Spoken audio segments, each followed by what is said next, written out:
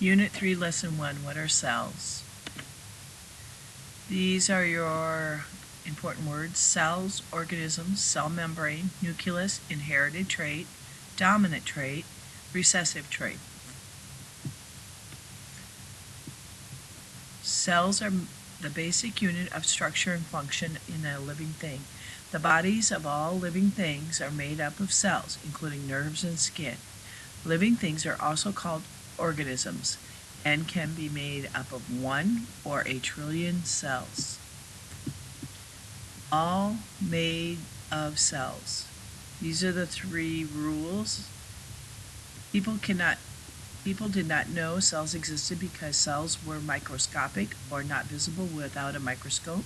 Scientists developed a cell theory that states all living things are made of cells, all life processes take place in a cell, and new cells come from existing cells. Robert Hooke was the first person to study cells using a microscope. What parts do cells have? Plants and animals are made of cells, but they need different cell parts to stay alive. The nucleus makes more cells, produces energy, takes in materials, and gets rid of waste. Cell membranes control what enters and leaves the cell. The mitochondria releases energy that the cell uses to do their job. The jelly-like cytoplasm gives the cell shape and holds the cell together. What parts do cells have? The cell wall protects plant cells and helps them keep their shape.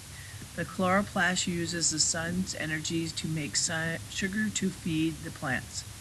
The vacuole in the plant cell stores water, nutrients, and waste.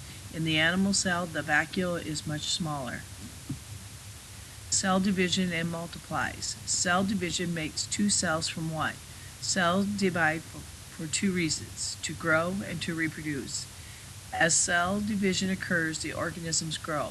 When organisms reproduce, they make an egg and a sperm cell through cell division. Cell divides and multiplies. Chromosomes are structures in the cell's nucleus made of DNA. DNA is made up of sections called genes. Genes control the organism's characteristics. An organism's characteristics such as height or eye color comes from the parent cell when they reproduce. How do cells divide? Mitosis is a 6-step process that allows the organisms to grow. Each chromosome is copied before the cell divides. Copies of each chromosomes are joined. The duplicate chromosomes move to the middle of the cell. Then the copied chromosomes separate and move to opposite ends of the cell. The nucleus membrane is formed around each set of chromosomes. Finally, the cytoplasm divides and the cell's division is complete. Meiosis forms eggs and sperms or a sex cell which have half as many chromosomes as the body cell. Eggs and sperms cells join to form a new single cell during sexual reproduction. The single cell divides by mitosis and grows into the new individual. Inherited traits are characteristics passed from their parents to their offsprings.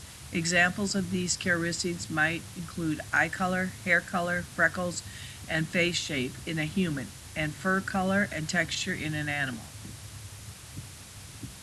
Where do traits come from? Meiosis causes genetic differences since an organism receives only half of its genes from each parent.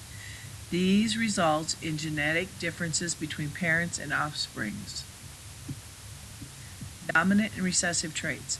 In the 1800s, Gregor Mendel observed height differences in pea plants. Mendel investigated how the height trait was passed from the parent plant.